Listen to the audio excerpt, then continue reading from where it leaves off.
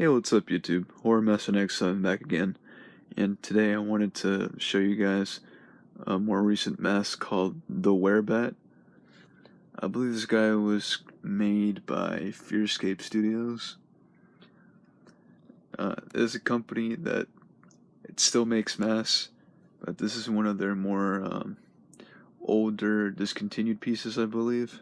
I'm not sure what year this was released in, but this guy, I think, is initially like any guy that just got bit by a bat and he just kind of like a werewolf, but in the form of a bat. Yeah, it's a really nice mask. Uh, it's actually the most lightest mask color I've ever had. I don't know, the coloration on this mask is really weird. It's like this really nice pale albino pink color, which adds to the creepiness. I'm gonna zoom up on the eyes right there. That's some pretty nice detail. It's yellowish color. He also has his yellow paint around the eyes. Not sure what it's supposed to be, but it's pretty gross and cool. And the mouth is just gnarly. He's got all his pointy teeth. He's I think that's drool, probably. But yeah, the mask is like really large. It has oh, let me focus. It's got a pretty generous sized bib. It's nothing small, it's pretty big. And the ears, pretty cool. It's pointy. I also noticed when I was flipping this guy around, let's see if I could, no, it wasn't that year, it was this year, I think. That's a lot of red, and there's some there too. And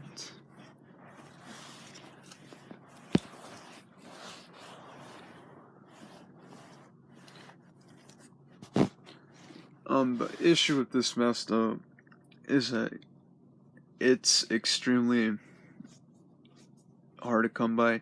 It's pretty rare. You could try checking eBay or any other location, but there is one website that I do like visiting. It's called Halloween-mask.com.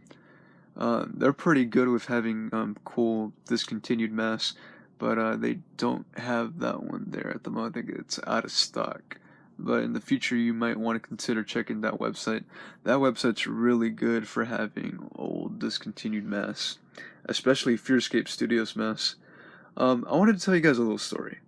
So, with Fearscape Studios, I have always liked their masks, but I just never got them when I was younger.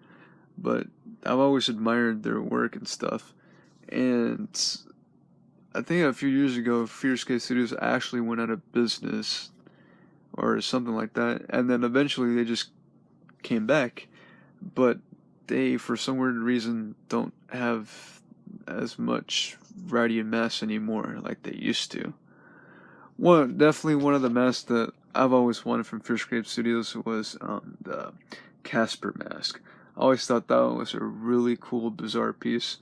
Fearscape Studios is just like a really cool company that has like this really cool style and design that's kind of just really distinct from any other mask making company. But yeah, I think this piece is mass produced. But yeah, it's really nice mask for the mass being a mass produced mask. The only issue that I have with this mask though is that the eye slits don't match up. They look kind of wonky.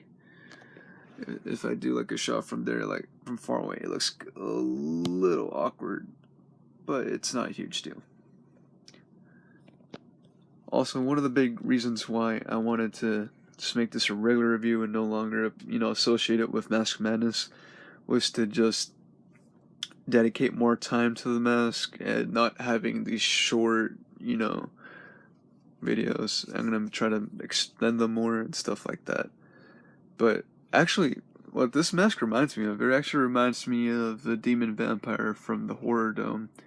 It's got like the same pinkish color, and I think the teeth are pretty similar too. Yeah, this guy's called the Werebat. Uh, yeah, that's pretty much all I gotta say on the mask itself. I highly recommend it. I give it a 4 out of 5. I just wish the eye slits were more even. But yeah, that's pretty much it, guys. Hope you liked the video. And yeah, the breathing slit is right there. Forgot to mention that. Wait, before I end it, let me do one last 360 spin. It's a really neat mask.